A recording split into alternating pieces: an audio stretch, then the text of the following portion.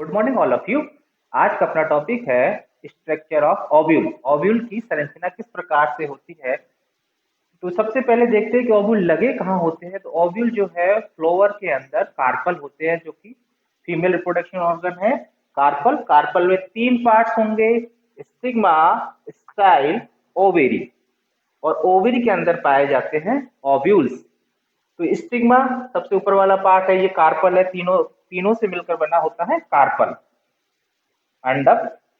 और कार्पल का पूरा चक्र है वो कहलाता है गाइनोसियम।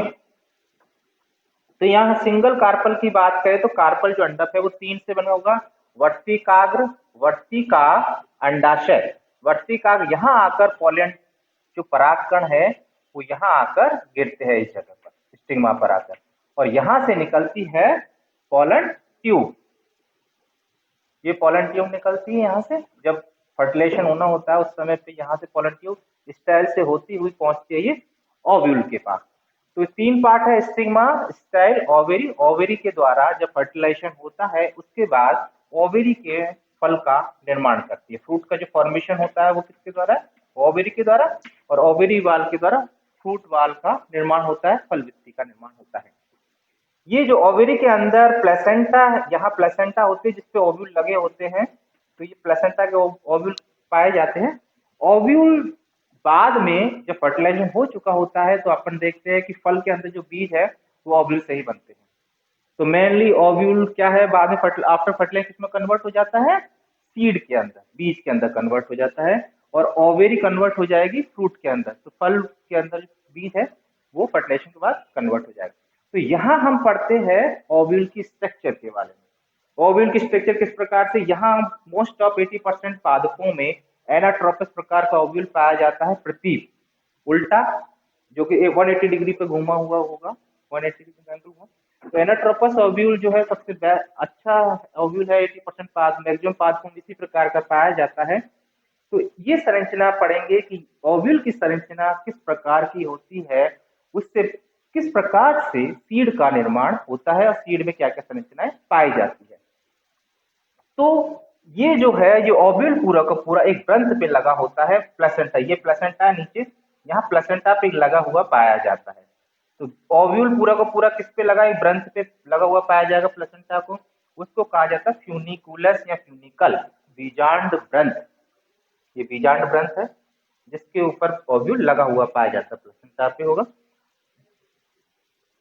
एक है हाइलम, जहां पर ओव्यूल जो है फ्यूनिकुलस से चिपका हुआ रहता है, पाया जाता है।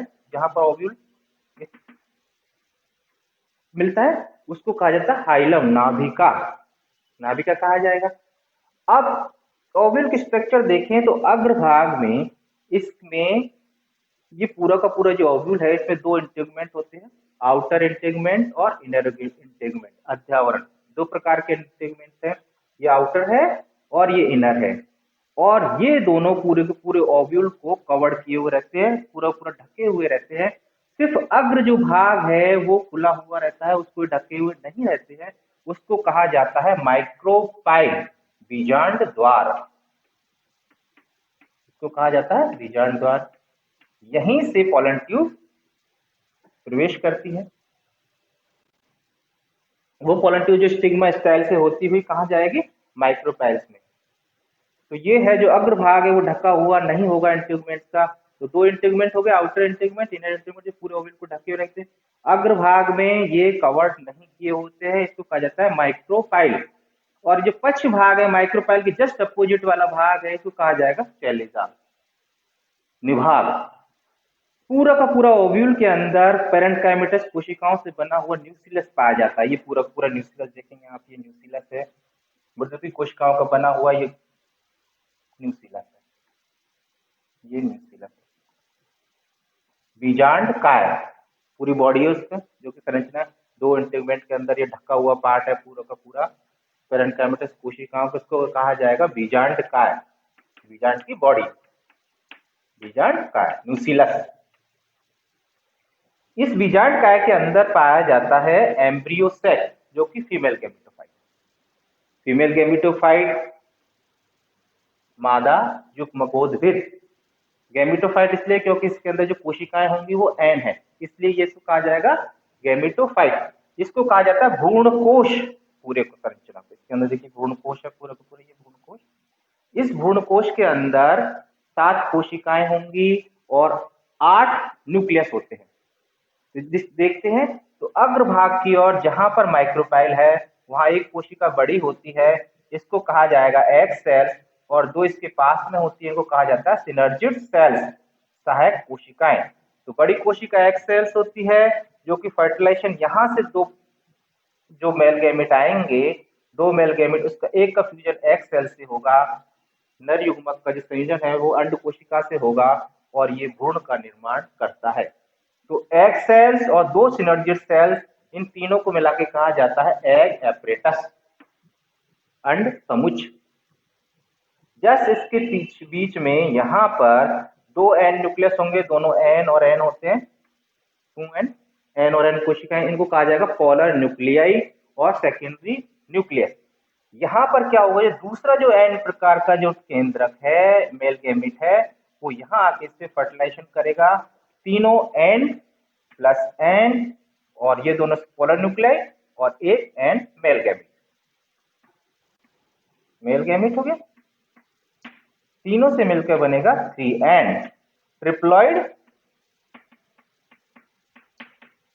एंडोस्पर्म।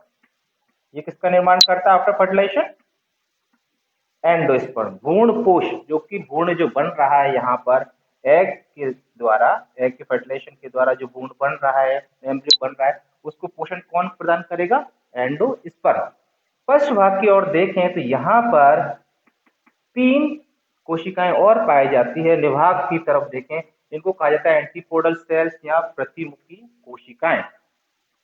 दोबारा संरचना समझने की कोशिश करें। बीजांड एक पूरा ये एनाट्रोपस ओव्यूल है।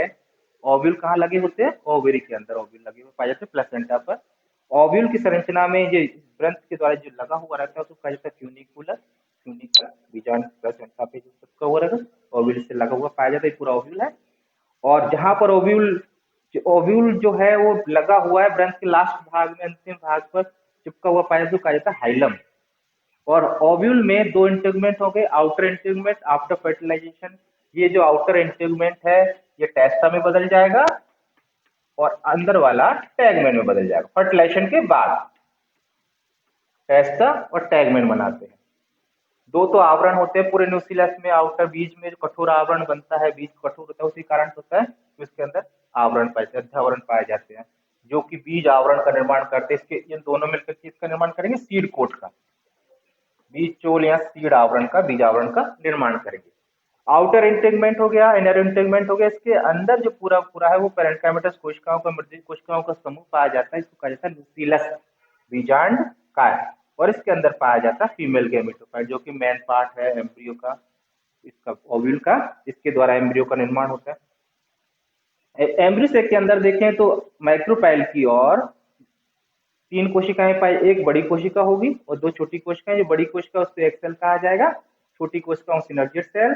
और 2 जो केंद्रक, 2 जो न्यूक्लियस होंगे वो मध्य भाग में पाए जाते हैं एम्ब्रियो सेक के, इनको कहा जाता है पोलर न्यूक्लियस या सेकेंडरी न्यूक्लियस या डेफिनेटिव न्यूक्लियस कहा जाएगा। पश्च भाग की ओर देखा जाए तो 3 कोशिकाएं होती है, उनको कहा जाता है एंटीपोडल सेल्स। अब फर्टिलाइजेशन में देखे में बताया कि यहाँ पर पूरा इंटीग्यूमेंट जो है वो एक सिरे को ढका हुआ नहीं रहता है, इसको माइक्रोपाइल कहा जाता है। ये पोलन ट्यूब यहाँ से प्रवेश करती है और एक मेल गैमेट का फ्यूजन एग सेल से हो जाएगा।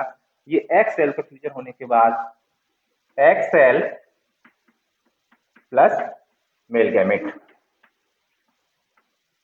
दोनों को आफ्टर फर्टिलाइजेशन के बाद ये किसका बनाएंगे? एम्ब्रियो, भ्रूण का निर्माण, और जाइगोट, जाइगोट का निर्माण करेंगे। एक फर्टिलाइजेशन ये है, एक फर्टिलाइजेशन ये है, 2 मेल गैमेट आते हैं पोलन ट्यूब के अंदर। एक फर्टिलाइजेशन ये सिंगल फर्स्ट, और सेकंड फर्टिलाइजेशन किसके द्वारा?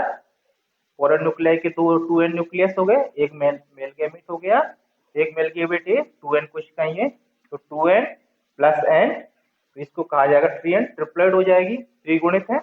ये निर्माण करेगी एंडोस्पर्म का, भ्रूण कोश का, जो कि भ्रूण को पोषण प्रदान करता है। इसको ट्रिपल फ्यूजन भी कहा जाएगा, एन प्लस एन और एक एन। तीन बार फ्यूजन हो गया, ट्रिपल फ्यूजन हो गया। तो यहाँ ये जो खोज की डबल फर्टिलाइजेशन की, एक फर्टिलाइजेशन ये है, एक फर्टिलाइजेशन ये है, इसकी खोज की एस जी नवास्चिन ने, एस जी नवास्चिन ने खोज की। प्लांट थे लीलियम और फ्रिटिलेरिया, लीलियम और फ्रिटिलेरिया। तो फर्टिलाइजेशन के बाद देखा क्या क्या होता है, outer inner integument, outer integument testa बनाएगा, इनर इंटीग्यूमेंट से टैगमेंट का निर्माण हो जाएगा, एग सेल जो है वो कन्वर्ट हो जाएगी एम्ब्रियो के अंदर, जाइगोट के अंदर, और सेकेंडरी न्यूक्लियस से पोलर न्यूक्लियाई जो है वो कन्वर्ट हो जाएंगे एंडोस्पर्म में। कुछ पादपों में तो एंडोस्पर्म जो है पोषण देता है, लास्ट टाइम तक रहता है, तो उन प्लांट को कहा जाएगा एंडोस्पर्मिक प्लांट, और जिनमें एंडोस्पर्म का पूरा भ्रूण की तरह उपयोग कर लिया जाता है उनको कहा जाएगा नॉन एंडोस्पर्मिक प्लांट। तो नॉन एंडोस्पर्मिक ज्यादातर कौन से प्लांट्स है, डाइकोट जो प्लांट है वो नॉन एंडोस्पर्मिक है, और मोनोकोट जो प्लांट है वो एंडोस्पर्मिक प्लांट होते हैं। तो वो आगे देखेंगे कि सीड में किस प्रकार की संरचना होती है और क्या क्या इनमें कन्वर्ट हो जाती है, ओविल किस प्रकार से सीड में कन्वर्ट हुआ है, ये नेक्स्ट लेक्चर में जाने की कोशिश करेंगे। Thank you.